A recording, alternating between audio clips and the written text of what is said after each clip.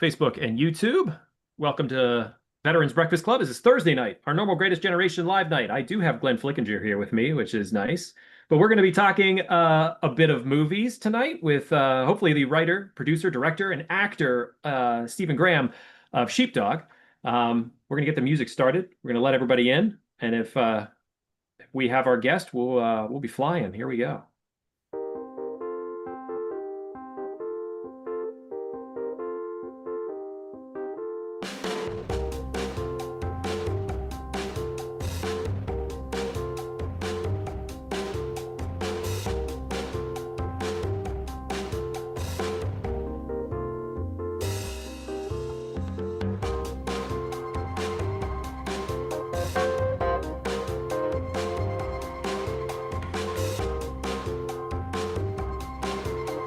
Evening. Good evening, everyone. Welcome. Sorry, that was an abrupt end to our music. Sorry about that, everyone. I got a new update on my MacBook, and this thing decided it changed all of how the iMusic plays. But welcome, everyone. My name is Sean Hall. I'm the Director of Programming with the Veterans Breakfast Club. It's great to see you all here this evening, this Thursday evening, January 15th, our normal Greatest Generation Live night. So obviously we have Glenn Flickinger in the room. Glenn, how are you? I'm doing excellent. Thank you. It's nice to be here on a Thursday night playing second chair. I don't have to, be so well prepared. That's But right. yeah, sounds like a really interesting program you put together, though. Yes. Right now, our guest tonight, Steven Grayhm. He is the writer, director, producer, and main actor in the nationwide feature film that's coming out tomorrow called Sheepdog. Uh, I think Steven's having a bit of technical difficulties, so I'm expecting him in the room shortly. But what I'd like to do is talk a bit about this movie, which I was able to preview last week, and it's a wonderful film, fantastic, in fact. It's incredibly moving. It's beautifully shot. It's very truthful and grounded, and I'll tell you the importance of that reason in a minute. And superbly acted by an all-star cast, including Virginia Madsen, Vondi Curtis Hall, if these names ring a bell. My personal One of my personal favorites in the movie was Dominic Famusa. He was fantastic. Matt Dallas is in it. It's a movie, like I said, comes out tomorrow, and this movie is about a post 9/11 vet who is transitioned back into civilian world, and it could be any American city. The way it's shot in the beginning, it's at a paper mill. You can tell there's snow on the ground, but beautiful aerial shots of this wonderful American town. But it feels very almost that it could be any town in America, the way that it's sort of built into the story. And this vet, his name's Cal. He is suffering from PTS, and not only trauma from his deployment, but a significant trauma from being at home, from his civilian life.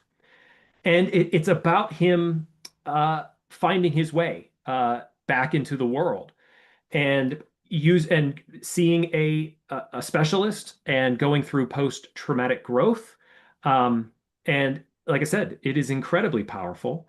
What I'd like to do while Stephen, if we're waiting for Stephen here, what I'd like to do is I'd like to play the trailer for you, just to give you guys an idea, because I've sort of played it up for everyone, so that everyone sort of is like, oh, should I go see this? Well, like I said, it's a nationwide release. It's a small film. Like I said, he was the producer, actor, director, the writer. He birthed this amazing movie, and was able to get it picked up and get a nationwide release of it. That's how powerful it is. Not many studios will be willing to do that.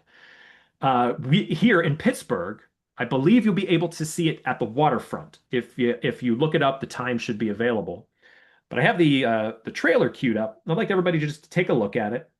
If by chance Stephen is unable to join us, we'll open it up for conversation. We'll just hold an open conversation tonight and maybe center it around a bit of the themes of this, or we'll open it up and see what everybody would like to talk about.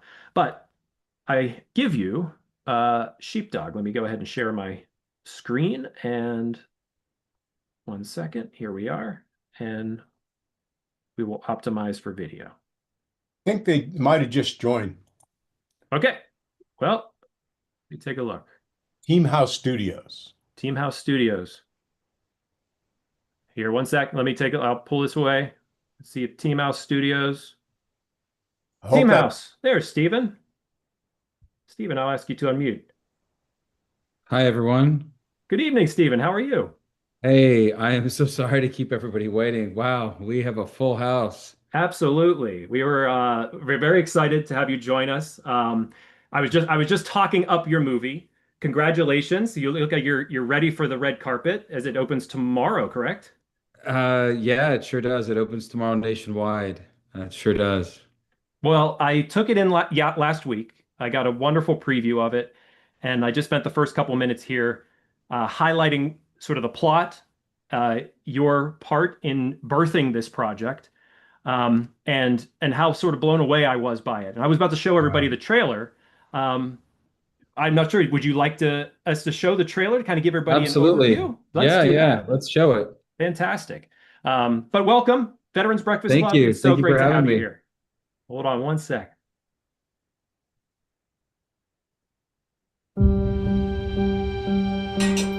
Am I under arrest?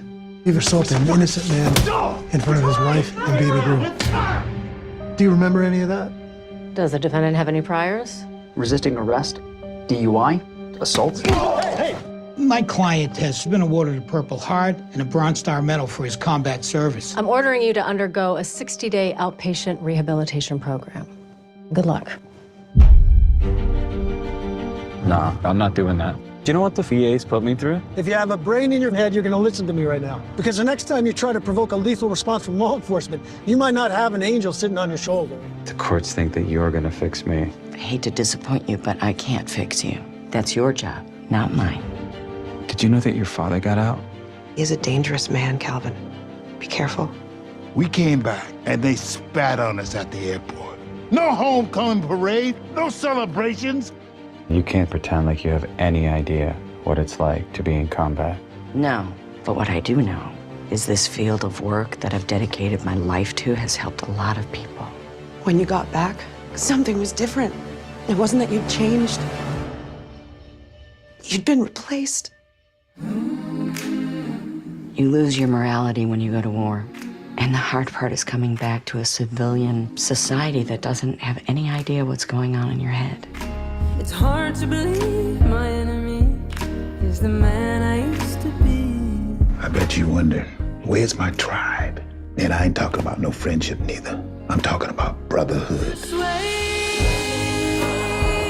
What is it that you truly want, Calvin? I just want to wake up in the morning and feel something. Our pain is relative, son.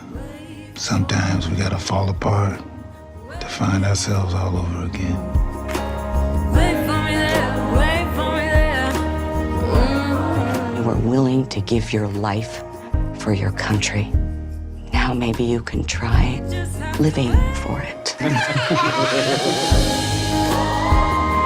What are you feeding this guy? Look at this. What do you want? I did 4 tours. Of the Cheesecake Factory. Oh! Okay. Little spicy, little spicy. As anybody who is reading the quotes there on screen, I echo all of the sentiments made about this film. Stephen, I'll ask you to unmute again here, and we'll switch over to some speaker view. Yes, again, welcome. Again, congrats. I couldn't be more excited to talk to you about this movie. How you feeling on the eve of the release? Feel really good. Feel really good. We were really blessed. We did a screening last night at the Navy Memorial Museum here in DC, and the response was just profound from our veteran community, our mental health workers. It's very humbling to say the least. So I know that you have quite a story about how this project came to be, and I'll sort of give you an idea here at VBC. We've been around 19 years. We're all about veteran storytelling. Large portion of our network is Vietnam veterans. I myself am not a veteran, neither is Glenn, our normal Thursday night host. We're just passionate about veteran stories, and I think that we sort of align in that way. Yeah, I was just really blessed. This journey started out in 2011, and my car broke down 3 hours north of Los Angeles. I was driving through the night from Vancouver, Canada. I had shot a movie there, and I was 21 hours into the drive home to California, and my car broke down. I called AAA, and the local tow truck driver that picked me up during the drive began to open up about all the things that was going on in his life, his challenges with his marriage, his his financial hardship, being the father of three, and then he began to open up about all the medications he was on that were tethered to his military service. And when I got back home to Los Angeles, I couldn't help but I thanked him, but I couldn't believe that somebody who had served his country honorably and was working hard and doing everything he could felt so disconnected from his community, from his family, from his brothers and sisters that he served with. And that lit the spark. That was a seminal moment. And then that summer, I went out on a nationwide road trip of many, but that was the first one to uncover the truth, to find out if there were more men and women like him. In this long journey of research, working at the VA in Detroit, I had an office there for years where I was immersed role playing with doctors, neurologists, neuropsychologists, trauma therapists. I also had the good fortune to be able to do honor flight, which I did multiple of. So all of Vondi Curtis Hall's dialogue in the film was inspired by all the time I spent with our Vietnam veterans. For those that don't know, when you do honor flight, you take World War II and Vietnam veterans to the respective memorials. It's very sobering, when you go to the wall, and then if you're lucky enough to be invited down to the hotel lobby bar that night to have a whiskey, and that's where a lot of the stories came out. And I was just so fortunate that so many folks trusted me with their stories. And why did you pick the title Sheepdog? I know right at the very beginning of the film, there is a quote, "I'm a sheepdog. I live to protect the flock and confront the wolf." And that was from Lieutenant Colonel Dave Grossman from the book On Combat. Yeah, so on combat, it's a necessary read, but I was really inspired by that, and then I thought it was interesting because Calvin's story, takes place in present day, but in his civilian life. And I thought, wouldn't it be interesting for that metaphor to be that we know, protecting the flock, confronting the wolf, certainly in his military service, but at home, what if the wolf is the wolf at his door? Mhm. And I thought that would be really interesting. And then furthermore, that it's not defined that per se that Calvin is a sheepdog. It could be any one of our, main cast members, which is interesting because it was important for me for folks to be able to see themselves in any one of the characters. I will say that a few weeks ago, Lieutenant Colonel David Grossman had given the film just so much praise, and it really meant a lot to me. But he said something very poignant, which was knowing that I'm a civilian, that he didn't feel you don't have to give your life to be a sheepdog. You can be a sheepdog to be in service of your community. And I really appreciated that. So I mentioned earlier that you really birthed this film, producer, actor, director, writer. Um, I come from an acting background myself, so I'm curious as to which which one of those titles was the hardest for you in the course of this production. Oh, I'm sorry, I got you muted here. Hold on a sec. There you go. Sorry, I had to cough there. Sorry. I had to cough there. None of those I would specifically say were hard. What was hard was getting it right. And I think that like when you kind of get into this place of the writer, actor, director, it began writing it being the person who was sitting in front of hundreds of veterans and, like I said, Gold Star family members in their living rooms, in their homes, at work over the years. And, as the actor, I wasn't insistent on playing the part. I was just insistent on somebody not coming in, only having the script for a few weeks and playing the part, because I wasn't interested in some Hollywood actor showing me what they thought it was. I Mhm. wanted folks to see what I knew it was. And so by the time we got to set, there was never a moment that I went over into the corner of a room, was like, oh, what would Calvin do here in this moment?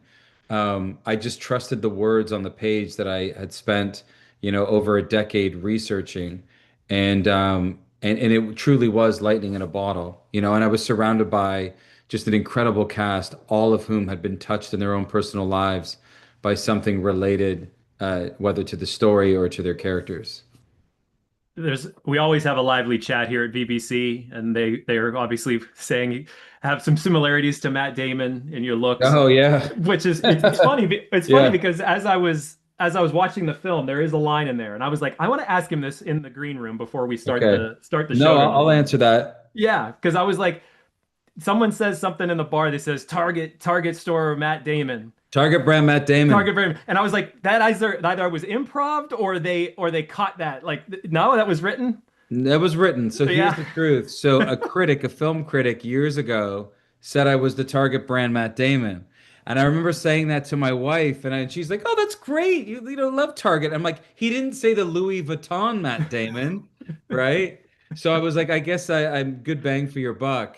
Um, but no, and I thought it would be funny to put that in the film because we had laughed so hard, and so the local townie that says that in the film, Yeah. and we all had a good chuckle when he when he did that. Oh, that's great. I want to go back to something you just said. You said getting it right. Yeah. And we know that you're obviously in the biz, so you know how many war films come out and how many veterans see those war films and say, that was rubbish.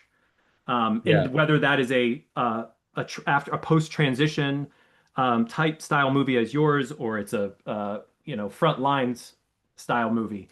Um, a lot of the veterans that you were talking to, did you really try to narrow down that sort of grounded feeling for this to get that feeling, get it right? Well, the most astonishing thing was I learned very quickly in my research how often Hollywood had got it wrong. Because the men and women that I sat in front of all generations, of all different conflicts, I was like, oh, I haven't seen any of these stories, any of this sentiment. Um, and so I was very aware of that going into it. Now, that's not to say that I didn't enjoy some of those films that were in this genre, but I'm also a civilian, so I had nothing to measure it to Mhm. until I began to do the research. And the thing that struck me was uh, the glorification, or the like how valorized, and how far, how I understand that in a 2 hour period a movie must be entertaining, right? It is a business, Mhm. it's not a donation to the arts, and there's high stakes, and it's very risky. But in saying that there is more often than not, I just didn't see the authenticity. So Sheepdog was made entirely outside of the Hollywood system. And that wasn't at first by design. It was because nobody wanted to make the film. I started to get script notes from studios that we were meeting with, and they were all just trying to check off certain boxes. And the truth is, they were literally sanitizing the truth. Mhm. And then it became different things that were like, asking you to bend the knee, do this, do that. And I always, kept in mind as my North Star, the men and women that, we had sat in front of over the years, and the responsibility that we had. So it did make the journey much more difficult. Um, and and that was okay. That was okay. This film is as authentic and honest as it is because because we made it outside the Hollywood system. All the financing was through private equity out of Texas, and I got to surround myself with folks that genuinely care about this. But even my actors, like if just you want to get into it just a little bit, Mhm. Vondi Curtis Hall grew up in the Vietnam era in Detroit. And Vondi plays a Vietnam veteran in the film, and a lot of his friends were drafted, and didn't come home. And the ones that did, some of them had post-traumatic stress. He, to this day, has friends that are battling cancer right now from Agent Orange. And so he came to this project um, with a gravitas and a respect and reverence. Virginia Madsen is a Gold Star family member, and Oh, she knew the stakes were very high, and that's apparent now that you all know that when you see the film, you almost can't act that, you can't act that level of depth and empathy and grit. Um, and Matt Dallas, who plays my best friend of the film, the caveat to him playing that part was in 2011, I had said to him, "You need to see this for yourself. If you're to take this role on, you have to do the research with me. I'll write the screenplay, but you have to see it firsthand." So everybody came at it with, Dominic Formusa, who plays he's the civilian in the film. He plays my hockey coach turned first responder turned police officer. And Dominic, was in the Michael Bay movie 13 Hours, where he played the real life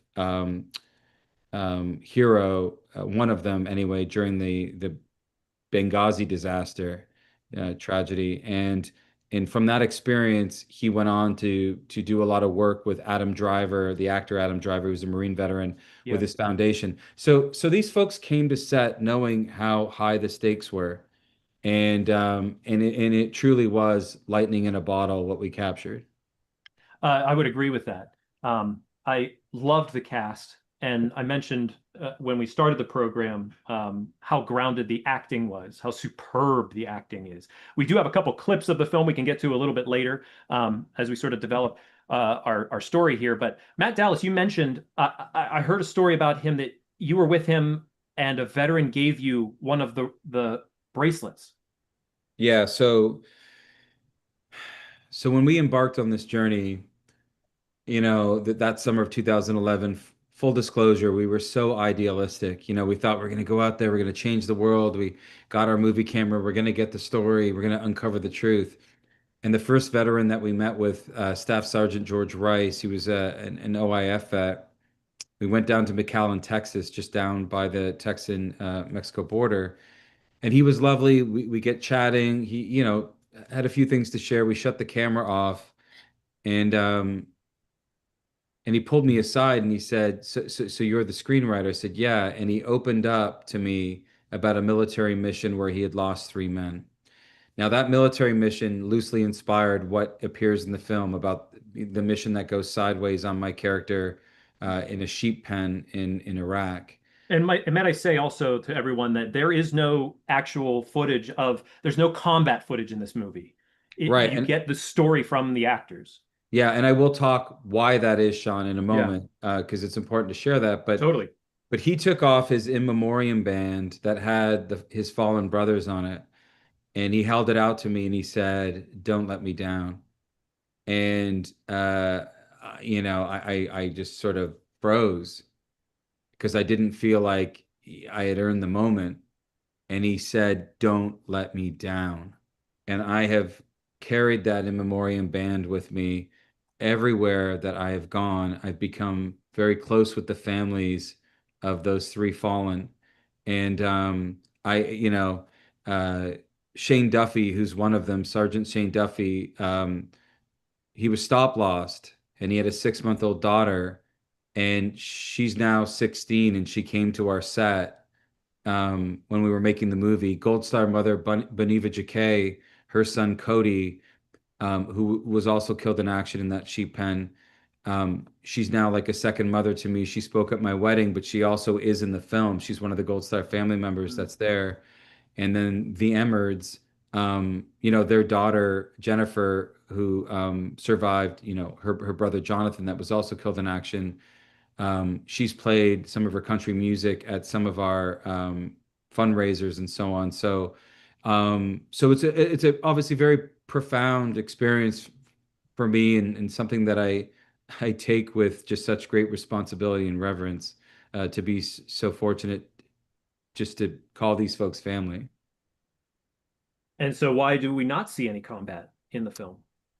So interestingly enough, I had three deployments written that were so well researched that would show different aspects of combat, even the benign parts of being in a conflict, and the budget kept getting slashed.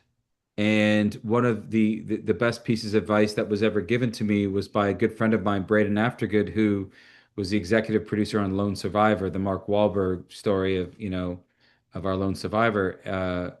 And he said, if you don't have the financing to shoot the deployments, don't shoot them. It'll be a bigger disservice. And I had to make that call probably 4 months out to going to camera, and I was devastated. And it wasn't just because I spent so many years writing them and getting it right. I just didn't think I thought it was going to impact the movie in just a negative way. And I had no choice. And I knew that it took years to pick up the pieces. If financing falls out, it could take you 2, 3 years to kind of rally the troops and get back out there. And that was part of this 14-year journey. And so when we got to set and we shot it, the monologue in the film that I talk about that sheep pen, I could see it. I saw it was one take I did that. It was in my mind's eye because it had haunted me in my nightmares for years. I had met with many of the guys in that unit that were all a part of that. And I just had to trust the words that were on the page. And it made it a better film. There's no question because it keeps the audience in that. You're present in that. And there's no glorification of of these war scenes. It's the battle of the soul. And I thought that that was important. So that was a blessing from God, no question. There are several battles of the soul happening in this film, and they're all very engrossing. You're from each character you're jumping to, you're really taken by each one. Um, and that says a lot about the writing. You don't get that in a lot of films. And again, so many folks that had trusted me and knew that I was trying to not only give them a voice, but to educate and enlighten and obviously with a film, hopefully entertain folks, that I didn't take any liberties. I never made decisions that I was like, oh, this would be cool. I always tried to I never judged the characters. That's another thing as a writer. I tried to show you the honest to God's truth as I was shown it. And I hope that as we've seen on the last year on the film festival circuit and again last night, one of the greatest compliments that we get is that the film sometimes and oftentimes feels like a documentary because it doesn't feel acted, but also that so many folks are able to see themselves in any one of the six main characters. Mhm. You mentioned that it took 14 years to develop this and produce it, write it, get it right. A lot changed in the veteran space and the military and the world over those Yeah. 14 years. Did you have to adapt during the course of production, or did you have to adapt at all? No, I mean, honestly, first off, was never going to be a political film. I went into people's living rooms with no agenda other than to tell their stories. Um, I to be fair, the only thing that changed is as I got older, if I was going to play the part, Calvin got older. Mhm. And the folks that I met with in 2011, I had the benefit and good fortune of staying in their lives. So I got to see their journey. That's why this is one of the only movies that picks up with a veteran's plight 10 years after their deployment. It's one of the only movies that deals with post-traumatic growth, Mhm. because I was able to see the journey and of so many of hundreds of folks across the country. And all the different changes in the world, what all the different conflicts around the world, what didn't change is that men and women that choose to serve their country do not choose their conflicts. And so it's my job and my responsibility to honestly and authentically show their journey and show the ripple effect of how all the families are impacted by their children serving and how the communities are impacted by that. That was my job, and that was my only job. And so, I hope that we did that in the film. Can you talk about your character Cal? Give us an idea of a little bit of idea of what he's been through, what he's dealing with at the beginning of the film. Sure. So, he's a combat veteran, and he's when we say he's suffering in silence in the opening of the film, he's estranged from his wife and children. And um but he never feels sorry for himself. He's not this Hollywood trope of a broken veteran by any means. He's a guy, he works hard, he goes to work. In the opening of the film, he's working at a paper mill where, the paper mill's shutting down. We shot at a real paper mill in Western Massachusetts that actually did shut down in 2017. And many of the background extras in the film worked at that paper mill. So it was important to show, again, just what I saw, a hardworking American that loved his family, loved his country, and was just doing his damnedest to get through it. And so in in the first act of the film, there's an event that happens that puts him in front of a judge where he's forced to either do time or to do treatment, and he's very treatment adverse. And that's where the journey begins, where as he does the treatment, and at the same time, his father-in-law, who's a Vietnam veteran, shows up on his doorstep, who's just been released from prison. And that journey begins there. And it's a bumpy journey all the way through until, he's able to, with a support system. All the characters in the film go through a metamorphosis. They all learn something about themselves through this. And there's a line in the film, sometimes we have to fall apart to find ourselves all over again. And I thought that was really important in terms of our storytelling. You mentioned something that caught my ear, and I also had a question written down about it. And as you began to write Cal, were you intending to play him in the movie? No, I got to be honest. Like, I took meetings with agents and with big Hollywood actors and so on, and it would have made my life a lot easier if I went that path. There's no question. But you have to understand that what comes with that is you can have your screenplay rewritten on you, right? You lose any say in how that story is going to go very quickly. Yeah. And I also thought like it had been done by folks and done, like, we can talk about Private Ryan, which I think is a masterpiece, and that was wonderful. And Tom Hanks was great in that, and all the supporting actors. My God, the opening scene on the beach with the U-boats. I mean, just a masterpiece. And but with this, I knew this because we didn't have the Steven Spielberg budget. I knew that this was going to be very nuanced, very specific, and it was, and I was very specific in casting all the actors around me. But there were moments throughout it where I just tried to service the film that would be in service of the folks that we represent on screen, and I think we've done that. This is an actor question. Sure. And it's sort of a two-part question.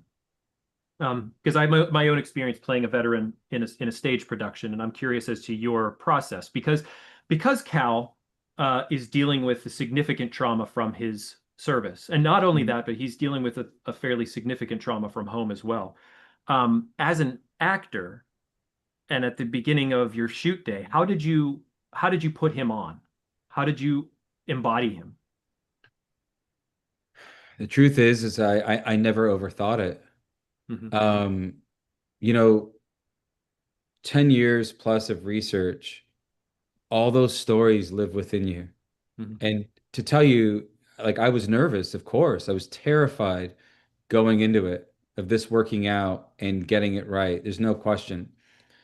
When you make an independent film at the level that we did with limited funds, you're forced to act on instinct. You don't have any time to overthink anything. And that also comes down to your performance. I never went off into a corner and was like, what would Calvin do in this moment? I was forced to just trust the words on the page that were the blueprint of the story. You had no David Fincher 25 takes or Daniel No, Day-Lewis a no, whole year of no. It was listen. It was Clint Eastwood style. You get two. You get two, and you're moving on. You get the honesty in the first take, because everybody that knows you only get two takes is just going to give you the honesty in that first take and know that there's no do-overs. Mhm. And that was very much our film. But it's over the last year on the film festival circuit, it is challenging for me to watch it. And why it is because I don't see myself. I don't like, having a 25-year career as an actor, you something happened and I'm yet to explain it, but it happened in all of the performances. Like, if you gave me this movie was made for under $2 million and it should have been made for 5 or 6 easily. Mhm. If you gave me $10 million today, if all the footage was lost, and said go out and reshoot it, I wouldn't take your money.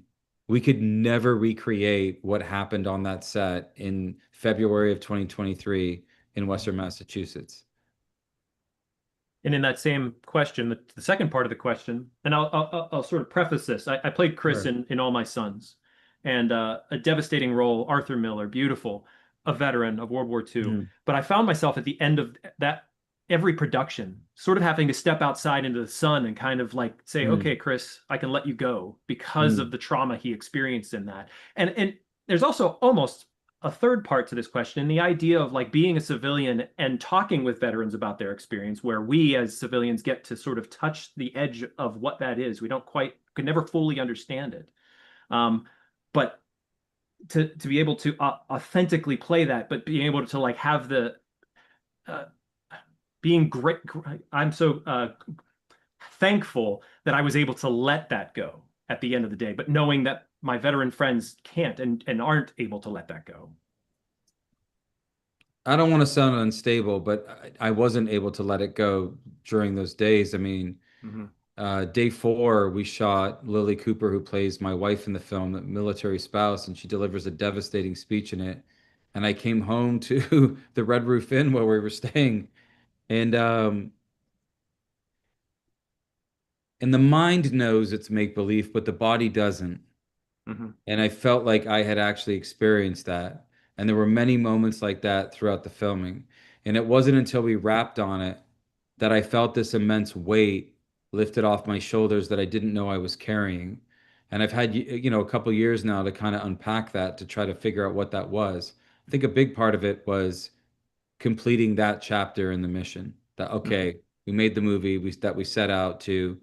Um, but I also feel like I've never shared this, I don't think, publicly. Um, so when you make a movie, you have to put all the wardrobe and the props in storage, because you don't know if you're going to be required to do pickup shots. If something, when you get into the editing room, doesn't work out, you have to go and try to look like your character. So I didn't shave for quite a long time. Well, you saw me. If you see me at the end of the film, you see it off. But I started to regrow it again, not knowing how this was going to go. But anyway, I had a moment in the storage locker in Western Massachusetts where we put all the characters' wardrobe and all the props. And it was very emotional closing that door, because I could see Whitney St. Germain, Sergeant Calvin Cole, Daryl Sparks, and all of that. And there was a cathartic moment of, well, we did it. We did it. And we told these folks stories, the characters that are fictitious characters, however, that represent real moments and experiences in so many people's lives. And that I was able to, that gave me peace and solace in that, for sure. Was there a moment in post uh, that you really felt like you nailed it? Did you ever feel like you got it? You got the authenticity? No, you don't know what you have until you put it out there. Yeah. If you're sitting in like, you get excited about certain things in an editing room, but you don't know what you have. Like, you have to put it in front of real people, not just, for sure at the top of the list, veterans and mental health workers and their families and so on, Mhm. but putting it, on a 40-foot screen in a dark theater to complete strangers, you don't. And I can tell you, despite all the praise and the emotional reactions that we've gotten, and and the support and encouragement, the stage fright never goes away. Like I said, we screened last night here in DC, and there was folks like the head of the VA was there, Jen Griffin from Fox News, who's their one of their correspondents who was moderating, a lot of wounded warriors, and I'm a basket case. I'm so nervous to know what the reaction is going to be because it's always a different audience, you know, and we've been again, I touch wood. We've been very blessed that the response has been what it is, but I always get very, very nervous because you just want it to connect. Yeah. You want it to live up to what their service and sacrifice was. That's what you want. Well, I'll definitely say from my viewing, it connected very well. I'll Thank speak to you. that. And I will this I love going back to your character because you play him so well. The question really comes down to me, and this like almost the central question for me for the whole film was why does Cal keep going? And someone put it here in the chat, Barb. Barb, I love you. Thanks for adding the comments here in the chat. She mentioned that if any of the people that you researched, the people that you talked to over the years, and you talk about suicide in the movie, um, did that unfortunately did that happen to anybody that you had researched with, and did you try to honor them in the film? Yes, there's a long list of in memoriam, unfortunately. Um, it's very hard. Like I wasn't equipped for this. Like I had no background in mental health. I mean, I went to university to go pre-med to be a doctor to before I became an actor, but nothing can prepare you for the phone call to have lost one of your brothers, that even being a civilian. Um, Ben Adams was one of them, and Stephen Jackal. I mean, it, and then the families, nothing can prepare you for that. Um, yeah, it made the stakes even higher than they could have been, you know? And I thought that to honor them, I had to go there in the film. I had to show that. I had to show it in a very delicate and respectful way of what some of our men and women go through.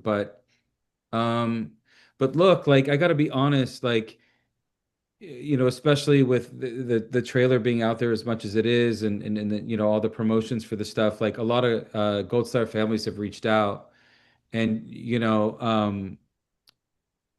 I don't know what to say other than I'm just so humbled. I don't to have a Gold Star mother reach out to me privately and just say, "Hey, I saw your trailer, and I wish my son, just based on this trailer, could have seen it. He took his life almost a year ago to the date. We're out here in Texas, and then to have this long interaction because I think about my own mother. I think about all the Gold Star mothers that I've spent time with, and thinking and knowing their grief, all the time I spent with TAPS and truly nothing can prepare you for that. And to be honest, as a civilian on this journey, when we talk about quitting and all the challenges, when those folks show you what real strength is, you pull your bootstraps up real quick, because there's nothing like that. And so, again, as I've said, this has been an honor of a lifetime. And I just hope to God that we continue to honor these families in this community with this film. Let's talk a bit about post-traumatic growth. And you've Sure. mentioned, I believe, that this is not a post-traumatic stress movie. This is a post-traumatic growth movie. And why is that distinction important? I mean, I don't like most of the films in the genre that deal with post-traumatic stress.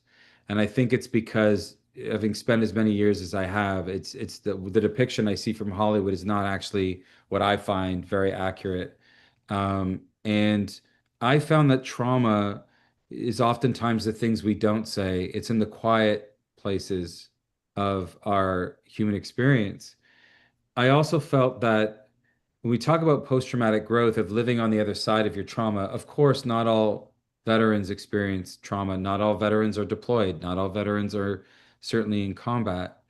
Um, but I thought it was important to show that those that are suffering in silence, um, what's available to you out there, the care, um, acknowledging the challenges and the experience, but what can be there on the other side.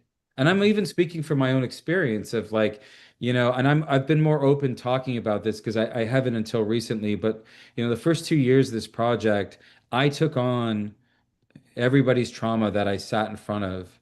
I soothed with alcohol. I didn't know how to handle it. I isolated myself from everybody that I knew that loved me, and I was just so laser focused on trying to tell the story. I found myself paranoid.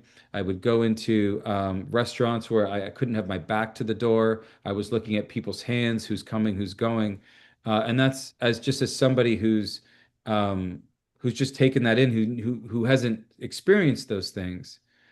And so I think that the post-traumatic growth element of the film, because it's not a post-traumatic stress movie, it's a post-traumatic growth movie, is not trying to provide a lofty outcome of what this looks like, but providing a realistic one and a worthy journey that's worth traveling down that path on. I think this is a good chance here at the midway point. We could show one of the clips. I Sure. have the clip of you finding Virginia Madsen's character where she works at the diner. Great. And a moment of that she's able to sort of help lead you through. But I also am very curious in the writing of this scene that we're about to watch. Your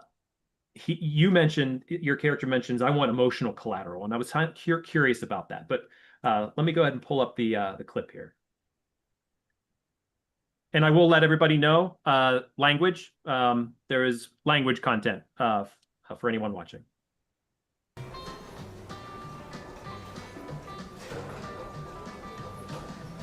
Okay, ladies, here we go. All right, I don't do house calls, so this better be a fucking treat. I mean, how did you find me? It's on your apron. Is everything all right? It's okay. All right. You've got 5 minutes.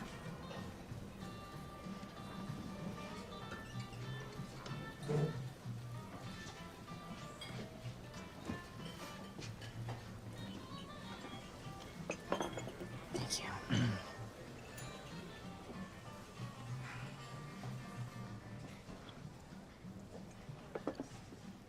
I don't know anything about you.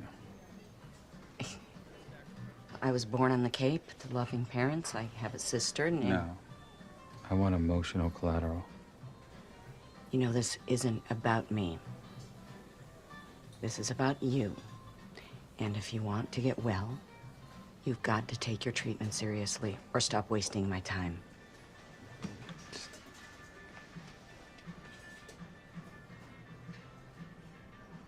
There's two of me. There's Calvin, and there's the monster that was created over there. You lose your morality when you go to war. And part of that teaches you how to kill. And another part helps you survive. And the hard part is coming back to a civilian society that doesn't have any idea what's going on in your head. Now the rage, the drugging, the drinking, that's normal. And I know you don't feel normal. But it is normal. It's the trauma that wasn't. And all the noise in my head? Okay. I'm gonna give you a little exercise. It's called tapping. Now, when you get triggered and you get unwanted thoughts in your head, you take 2 fingers on both sides and you just tap on the outer meridians of your head. Just like that. Just gently. And it will calm down the way your brain is working. I know it seems simple. Just try it. Yeah, just like that. Mm-hmm.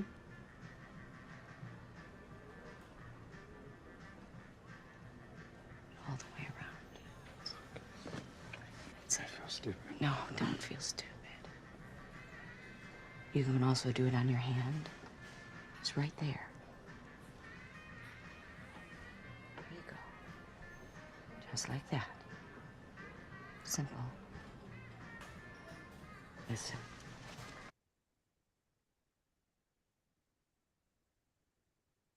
So it was the connection is really what I loved about the two characters between Cal and his therapist. And it doesn't start off smoothly between Cal and his therapist. It takes a while for him to start to trust, as you can see from that particular scene, that he's not quite willing to trust her. And like I said before, I love the acting in this. It's not bombastic. It's not put on. It feels real. It feels like the connections are honest. That is hard to pull off. I'm speaking from the actor background to me. It's very hard to pull off, especially in close up.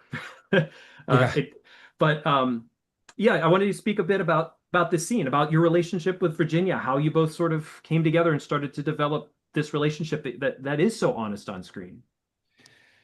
So Virginia, I had known when the script went out to Virginia, it was 4 months before we started filming.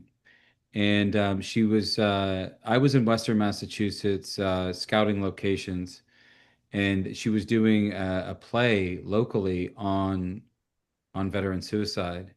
And then I later learned, very quickly, that as a Gold Star family member, that she had been touched by this. And so we built a rapport, and I knew that she was going to approach this, as I've said, with respect and reverence, but was very concerned, because as a director, like, my job is not to manipulate. If you work with children, you would never scare a child in real life to get their real reaction, because you could traumatize that child for life, right? You have to create a safe environment. They have to know it's make believe, and then you have to use the wizardry of filmmaking. And with Virginia, it was very similar. I wasn't interested in trying to pull on her heartstrings from her own personal experience. I had to trust that she would know and understand, what was at stake here. So in that scene in the diner, what that is, it comes off a scene where you're certain that my character is finished, like he's not going to do the treatment, which would then put him back in front of a judge. And but he knows that if he leaves that diner, how different his life is likely going to be, and she knows that too. So when he says, "I want emotional collateral," that's his way of, like, I don't know anything about you. You want me to open up to you? You want me to tell you things that, like, I haven't told anybody? Who are you? You were, working the graveyard shift at a diner to pay for your education. You're a trauma therapist in training.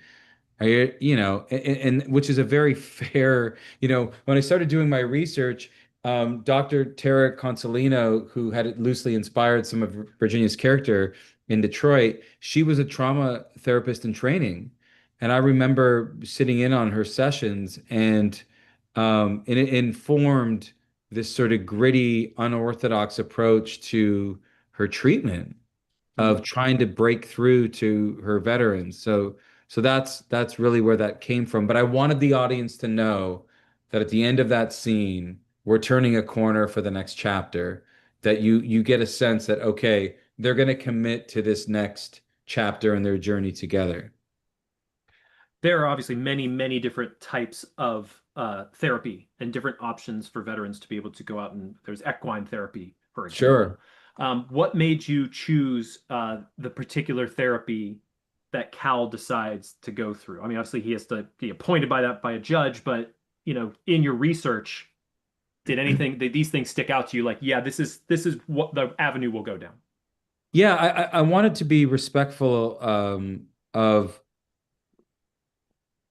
showing what I saw and what veterans had shared with me over the years, that had the highest efficacy. So EMDR, when I first started out my research, EMDR was not a light system with sensors in your hands, buzzing and headphones. It was waving with a wand. They're the first treatments that I was involved in. And prolonged exposure is another treatment that's very common, tapping, obviously. But look, there was just so many different treatments. And I did shoot a scene actually that I cut from the film where my character is sort of being diagnosed, if you will, with very basic cognitive tests, like with blocks and this and that. And it felt like it slowed down the pace of the movie, and it felt like we needed to kind of have it move along a little further. But there are so many. There is equine therapy. There's even ketamine that's become more common in a controlled environment. There's been veterans, especially the younger generation, that are trying to move off any of the pharmaceuticals that they're getting from the VA to medical marijuana. I just wanted to be responsible in our storytelling to not like there's so many different things that work for so many different people. And I wanted to keep this sort of in line with what was working for certainly for what I witnessed, but what was working for the greatest amount of people. And there was a scene between Virginia Madsen's character and her boss, where her boss is kind of warning her about her methods. And I was curious while watching the film, was this something, because I knew that you had extensive research, was that something you came across in talking with clinicians about, like, are they told one way or the other on how to treat, despite the way they feel is the best way to treat? Yeah, I mean, I didn't witness that at the VA, but I did witness in certain treatments different therapists that had different rapports with veterans. Not to say that they went out on the weekend and saw a movie together. I don't mean that, but just the closeness. And in the film, like if you become Dumbo's feather, you know, the concern is like, that can create a bigger problem for your patient.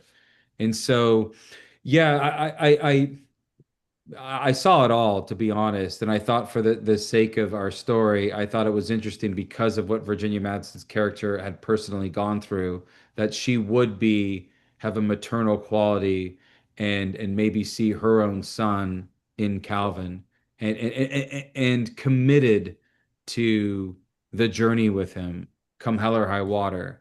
So. After doing the research and talking with so many veterans, do you feel there is what do you think is the most, let me rephrase, what do you think might be the single most important thing a veteran can do to help themselves? Hold on. That it does get better. Mm-hmm. It's tough. It's like minute to minute, moment to moment. I mean, everybody has so many different experiences, and each generation of veteran can tell you just some a different perspective, and not it's not one size fits all. But I think that those in need is to know that it is okay to not be okay, and that you don't have to do it alone. And there's so many resources out there and there's so many people that do care. And I also wanted to like honor their service and sacrifice. So to me, it was important that not just in my own character, but in every aspect of the film, that it was authentic to their experience. Not to everybody's, because you can't paint with a broad brush, but to their experience. And so for anybody, it was that let's just say for anybody that's suffering, that it was important, if you can find it within you, to find those resources to commit to doing the work, that it is worth it, and you don't have to do it alone. I'm assuming, I'm going to switch gears just a touch here, but I'm assuming that when you started filming the movie that you weren't a parent as of yet. No. You have two beautiful daughters in the film that are wonderfully acted. And I'm curious, as a parent now, I have a 3-year-old and a 6-year-old, and I noticed that certain scenes with kids hit me so much harder now that I have kids. So I was curious if the same for you, in rewatching the film, now being a parent, do things hit you differently? They look when we were shooting the film, and you're around children, and I was asked this yesterday at the Q&A as a parent, like now being a parent, I have a 16-month-old boy. Um, the stakes are still high, even as an actor that doesn't have a parent. I mean, there's still a responsibility and a care that goes with that. But and the actresses, the young actors in the film, they're just tremendous, and we were just so lucky with their honest performances. But I think to be honest, this doesn't answer your question, but to be honest, being a parent, I think of my own son serving his country, and how would I feel about that when he turns 18? And I would tell you, to everybody on with us, that if that is his journey, that I would support him 100%. Do you know what our members say when we ask that question? What do they say? Go Air Force. No offense to my Navy, Army, and Marine buddies here. Okay. Wow.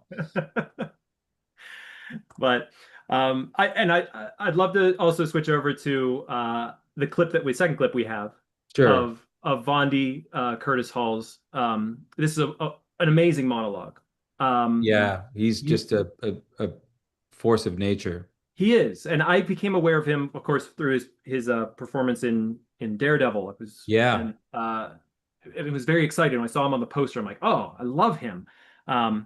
And he brings, like you've mentioned, gravitas to the role. We're gonna pull up a clip. You know the clip. I don't know if you want to introduce it, like what is happening with him. So we're talking about the scene on the front lawn? Yes. So Calvin has just come from an EMDR session and is just frazzled. He stormed out of his therapist's office, and he's on his way home, and he's already told Vondi Curtis Hall's character, who's his father-in-law, who's just been sprung from prison, that he has no interest in reconnecting with his daughter, which is Calvin's ex-wife, really that he just wants to be left alone. But he has no idea of Vondi Curtis Hall's character as a Vietnam veteran, of his journey until this moment. Let me bring it up for everybody, and also content warning for everyone. Thank you. Went to see my daughter. Yeah, I know. Not a good move. You talked to her? You tell about her brother's letter? Yeah, she already spoke to him before he passed. Look, she doesn't want to see me, and she definitely doesn't want to see you. So don't go into her work again unless you want to go back to prison. Look, I think we just talked to her. No, not we. You understand? Not we. I'm not going to help you con your daughter out of your son's death money.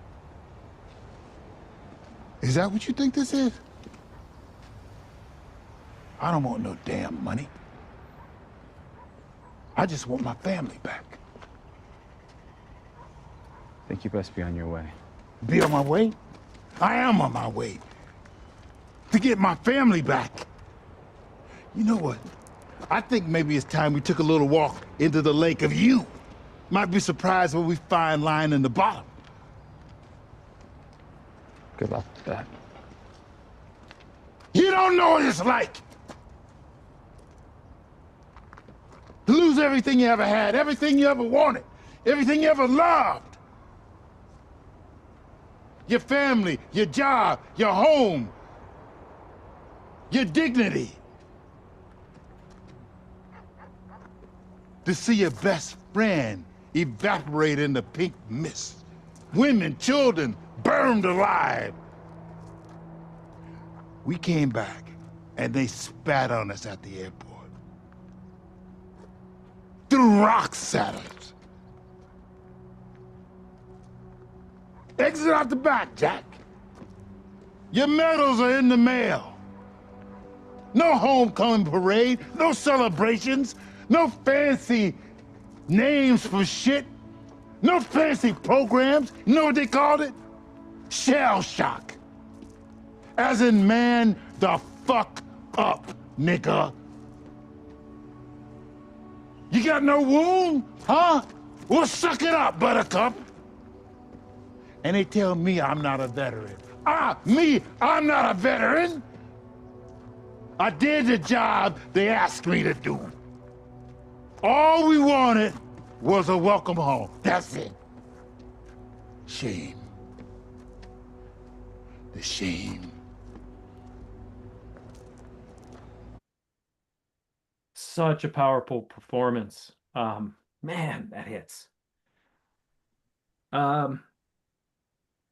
Boy, it does. It leaves you speechless. I can tell you that much of what he says there was shared to me with me at different aspects during honor flight from Vietnam veterans. Exit out the back. Your medals are in the mail. Yeah, yeah. Bondi came to this project. He brings, a significant resume to it. Yeah. How was it filming with him? How was it working with him? He was wonderful. The night before we shot that scene, I like to rehearse. I mean, filmmaking's very expensive, not a lot of room for error. And coming from a theater background, I'd like to rehearse. I like to iron out the kinks to know what we're doing. And so in the rehearsal space the night before, I originally wrote this that my character was the aggressor. And I was a little nervous about that because I thought, would the audience forgive me for putting my hands on a man in his late 70s, And when we rehearsed it, his aggression and the fervor and the passion that was coming out of him, I ended up against the wall in this rehearsal space and I said to him, "Put your hands on me." And he did. And I was like, "That's the scene. That's what we do tomorrow." And that's what you got in that. Because where this goes to from the scene is he does grab me and he goes to choke me and he sees the mercy he has mercy in that moment, and that's where our characters finally have a breakthrough and connect, and he ends up becoming my roommate. I was going to say he kind of becomes an anchor for you in a lot of ways. 100%. Yeah, And a and savior. a very serious anchor. Yeah. Yeah. Yeah.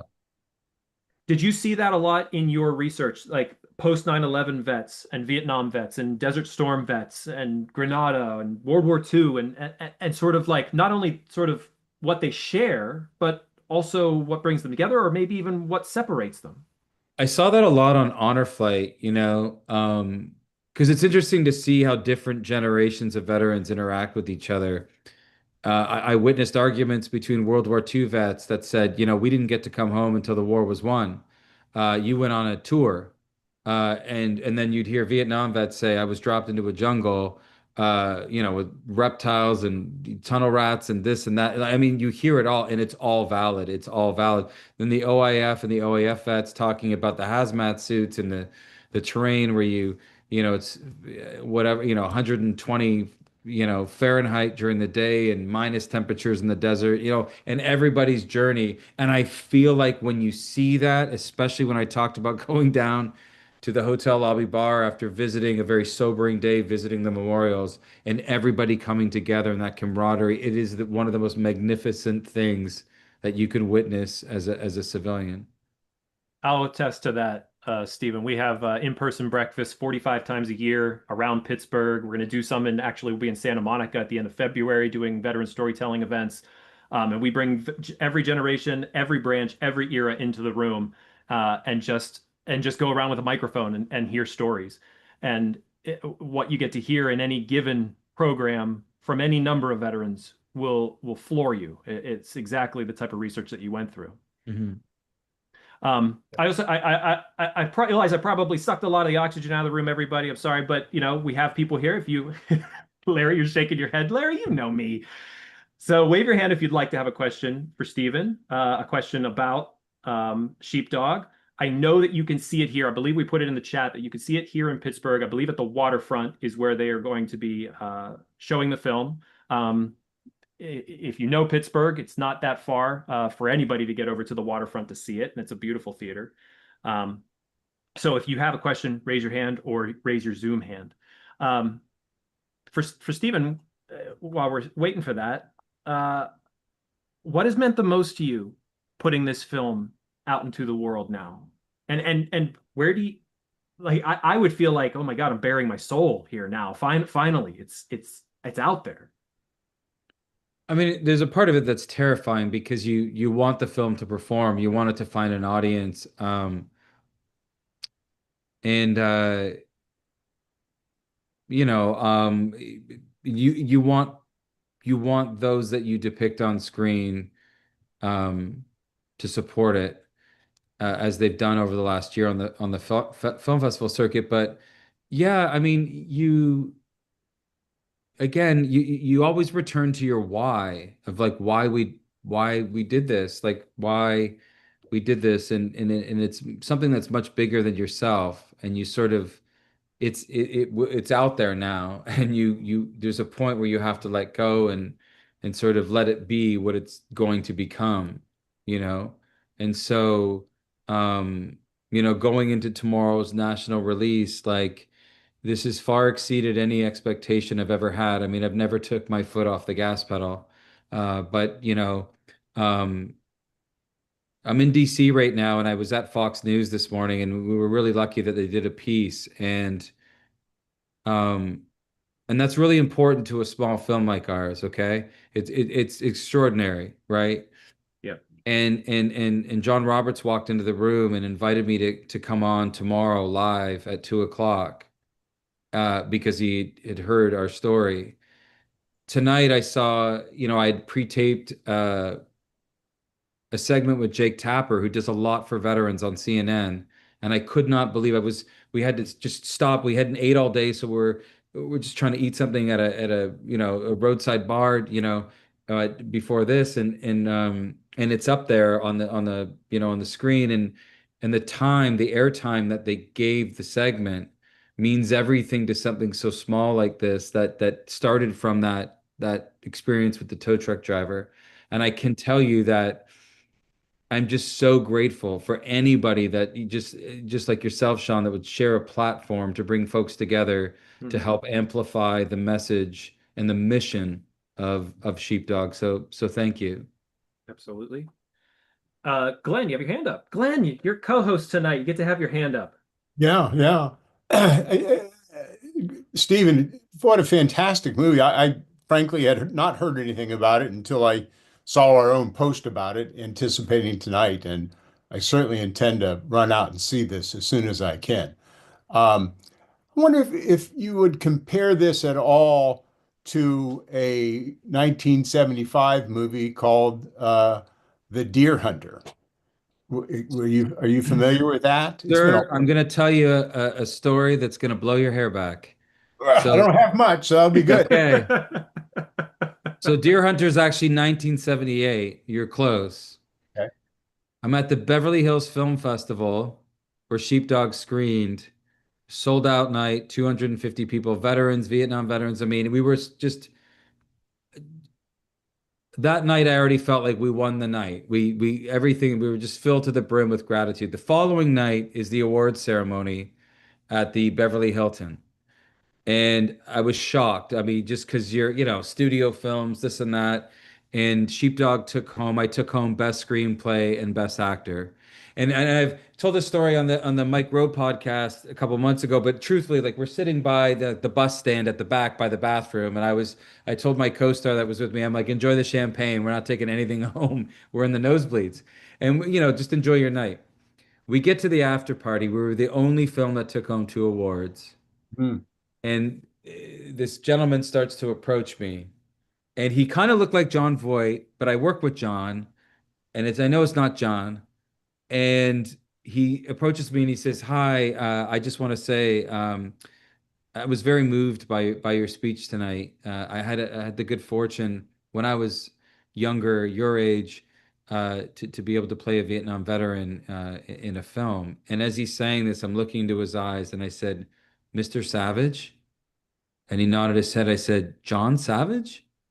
Yes. And I said, and I'm just speechless. And I'm never starstruck. I don't, what we do is make believe. And I don't, and my co-star in the film, Matt Dallas, is at the bar trying to get us a beer. And I'm holding these awards, and I put the awards down. I'm like, Matt, because the truth is, I introduced Matt to the Deer Hunter, and I said to him, if our characters can depict that level of sensitivity, humanity, we're going to be okay. And I was able to tell Mr. Savage that to his face that night, gave him a hug. And you know what, I'm tempted to bring up a photo right now if I can share a screen. And I hope I can do this quick with everybody waiting and not disappoint. Um, it Yeah, was a make him full, co-host, Sean. what's that? Oh, yeah, let me make you Sean has to co-host make you here. co-host. Yeah, here you go. Share screen. There we go. Go ahead. So if I share, Brad, forgive me for the Air Force joke. I'll tell him to go Marine. can you all see that? Yeah, yeah. There you go. And it was just so full circle moment. And that film meant a lot to us. And I think one of my takeaways when I saw it was when Robert De Niro jumps out of the helicopter, and I was like, but he's just a steel worker. Yeah. Like, what is he doing? He's not G.I. Joe. And don't you know that when I lived with a veteran in his sister's attic for a month in Pittsburgh, in Steeltown, and I remember going out 2 weeks into that 1 month with him. I never, just so everyone understands, when I did my research, I took it very seriously. I was never anybody's drinking buddy. I was just trying to get the story. I was trying to respect their service and sacrifice. But 2 weeks in with Brad, I said, let's go out for a beer. And Brad was the one who was a part of that sheep pen mission that he had lost 3 guys. And so I go to the bathroom. We're into our first beer. I go to the bathroom. I come back, and he's standing with a group of people that he said, "Hey, they want a photo with you. They recognize you from a movie I did." Now, I'd spent 2 weeks with Brad, and to give you that same sentiment of De Niro jumping out of the helicopter, I looked at Brad like, they want a photo with me? If they knew what he had been through, I'd be chopped liver. Because here's this guy who's back here living in Pittsburgh, and they have no idea, being the ordinary person in extraordinary circumstances. And I really wanted that to be shown in our film. When we use the word hero and courage, of like what that really means, you know. So what a great reference. Thanks, Glenn. Yeah. Well, it just kept coming back to me. I even looked it up because Yeah. it's been Yeah. 25 years since I've seen it, and Yeah. I can't wait to see yours. Here's another one for you, Glenn. I have to share this for the Deer Hunter. An homage. The opening shot of Sheepdog when you go into the paper mill. My father-in-law is an industrial tow truck driver, and I had him drive his tow truck straight towards camera to wipe the frame to bring you into the world of Western Massachusetts. And that was an homage to the 18-wheeler going through the grinding gears, the diesel engine of the Yeah. opening of the Deer Hunter. Excellent. Excellent. Yeah. Congratulations. Thank you. So it would be considered high praise to say this is like this generation's Deer Hunter. If you're saying that, I appreciate that, Sean. Absolutely. Absolutely. Is there anybody else that Terry. Terry? Let me unmute you, Terry. Hi. So I'm a veteran, as well as I'm with Honor Flight Columbus. And listening to you talk about your connections with the Honor Flight just melts my heart. Plus, I think with this movie, first, I'm going to see it tomorrow. I'm in Columbus, Ohio, or area, and I want to say thank you, because just looking at the previews and your interview with Mike Rowe, I can see your compassion for the veterans and your concern to get this right. And I so appreciate that. Terry, thank you. My mother's name is Terry. Oh, And that means a lot to me. And if you've done Honor Flight, then you know the experiences that we're very lucky to have. Um, yeah, this was a big swing. This was a very, very big swing. And I hope for anybody that sees it that they are able to see themselves in it, their own experience. And I want everyone that's on here with us to know, like, I approached it with so much love and respect and gratitude. My grandfather was a Polish farmer that was captured by the Nazis and enslaved at one point on his own land in Poland. And I grew up to his stories because I see a lot of, you know, a lot of folks on this panel right now that remind me of my grandfather. And and he has shared with me, when I was a little boy, that, and it still lives within my mind's eye, of the liberation of seeing the American and Allied troops coming over the horizon, just like a movie. And if that did not happen, Terry, as you know, I wouldn't be here. He wouldn't have made it. He was a POW for 5 years Oh, and was tortured horribly. And so Sheepdog is my thank you to all of our veterans and their families. Those stories were woven into the fabric of my DNA from a young age and made me the man I am. And I just want everyone to know just how grateful I am. well, if you ever have spare time, you're always welcome to come with us to Honor Flight Columbus to DC, or we'll meet Terry, you. I'll tell you right now, we'll take you up on that because I was doing Honor Flight out of Austin. And so Really? I'll come to Ohio in a heartbeat and be at your side and do that. Let's arrange that for this year, please. Sure. Okay. Yeah. How many tissues do I need for tomorrow? At least a box. Oh, wow. Nothing is gratuitous in the film. I will promise everybody listening right now that everything was approached as authentically and honestly as I knew how to do. So, but it is a very emotional film. It's also very funny. There's a lot of parts in it that are great, that have a lot of emotional, levity in it. So, As a performer, as a writer, you need to break that tension. That has to happen. I of said to course. I watched it down here in my basement. I got the file. I said, I'm gonna sit down, my work day. I'm gonna take this in. And I went upstairs to my wife and I was like, I need to go hug our kids. Oh, wow. I was Yeah. like, I just want to hug them. It made it it made me want a connection. And that, I mean, having kids and having little kids, you don't get to sit down and watch a movie very often, as many of you know. But being able to sit down and have that really wash over me, this performance, this wonderful film, it made me desire connection, and it's just, and that's honestly the highest praise I can give it. It just made me want Thank to you. like feel Yeah. close to someone. I see in the chat that someone, Barb, asked where I will be tomorrow. A warning, Barb will travel everywhere. So I'll be still here in DC. I'm gonna do, as I said, I'm gonna go on John Roberts on Fox tomorrow at 2 o'clock. But I'll still be here in DC. Was there any other questions in the chat? Barb, you're waving your hand. I'll ask Thank Jimmy. you. Thank you, Steve. Once my husband shovels us out tomorrow here in Oberlin, Ohio, we're kind of snowbound throughout today. We'll try to get to the 6:30 viewing of one of the local theaters tomorrow evening. Sir, I wanted to know, have you ever met George Lutz, the founder of the Honor and Remember organization, who acknowledges the Gold Star families with the iconic Honor and Remember flag? I'm wondering also, so it seems like you have not, but you will, I'm sure, at some point. And having watched the film clip of Sheepdog with the mother, Gold Star mother, Beniva Jacquet. Yeah, JK, yep.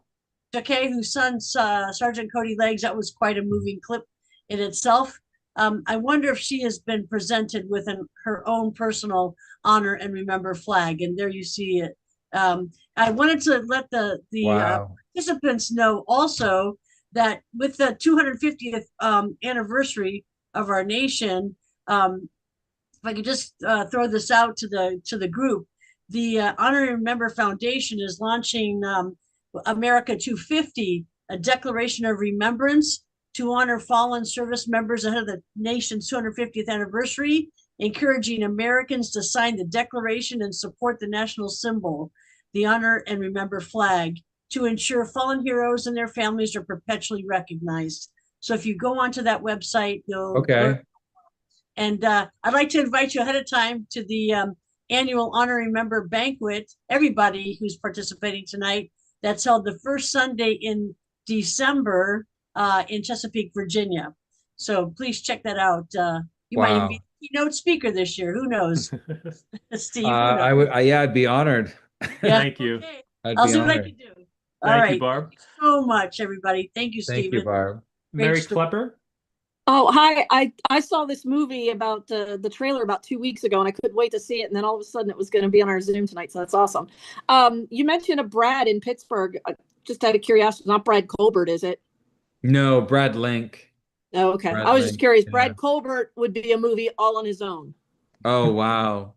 That dude is like, yeah, I mean, he could walk into a country and they'd just be like, yeah, we surrender. We're done. So he's the guy from he's in One Bullet Away that Nate Fick wrote, and he's also the main character in Generation Kill. The dude's a badass. So yeah, that's wonderful. Yeah. Well, speaking of which, of Generation Kill, Rudy Reyes, who played himself, the only person to play himself, Yes. is a very dear friend of mine. And Oh, wow. yeah, those guys are just tremendous. Yeah. That I had rented that series from Blockbusters that tells you how old I am, and and I got about one episode into it, and I was like, wait a minute, this guy sounds familiar, and it was just going by his description, and I realized he was in the book One Bullet Away by Nate Fick, and I recognized him from a book, not knowing that these characters were the same people. That's how good it was. Wow. Yeah, Where are you giving any tours tomorrow? I'm in an accounting class tomorrow, and then I leave for Oh. Australia for 3 weeks on I was Monday. going to say, if Steven takes any tours, he might see you down there in DC. I know. You know what? I haven't done a tour of DC since 2019 because of the pandemic, and then I just started, doing the parks in Alaska and all that. But now I'm going to Australia for 3 weeks, so I'll miss you guys. We'll miss you too. Well, if that does us for this evening, Steven, I just want to thank you so much for your time tonight, especially. I know it's got to be a very busy time for you, so we can't thank you enough for joining us and talking about the film. And just congratulations and best of luck on everything coming your way. Thank you, Sean, so much. I just want to say to everybody, just really quickly, to thank you for taking the time to stay on here with us. If you do have the time this weekend, Barb, God bless you to have to shovel yourself out of there. It's worth the journey. It's worth the experience on the big screen, the sound design in the film. I promise you, we stick the landing with this film. It was worth the journey. And I cannot thank you all enough for your commitment, and you're an inspiration to somebody like myself and to anybody that I've worked with on this journey. I just want to thank you all so much. If you have the time to even go to sheepdogthemovie.com, if you're inclined to, or any of our social media to interact with us, leave a review anywhere you can. We'd be grateful. And if our paths cross again, just know I'm grateful, and God bless you all. Thank you so much. Steven, if you find yourself in Pittsburgh, look up Veterans Breakfast Club. We'd love to have you at any of our breakfasts. You're welcome anytime. I'll be there. That would be great. Glenn, I'm in Western Mass. So you're a quick drive for me. I lived in Western Mass for a year. If you want to talk about digging yourself out of snow, Western Mass. Oh, I can tell you too. Yes. Yeah, No, thank you. So to contact you, Steven, we just go to sheepdog.com. It's sheepdogthemovie.com, but to contact Sean, you'll have our details through Amy. Yes. Right? Please. So let's Yes. connect Barb or anybody who wants to get connected, and we'll figure it out for sure. Glenn, all right, Terry, Glenn, thank you, everybody. thank you. Tom, James, Jack, Roger, Ben, Gary, Patrick, Glenn. Thank you, Greg, Ron. God bless you all. Great Have a night at wonderful Room. weekend.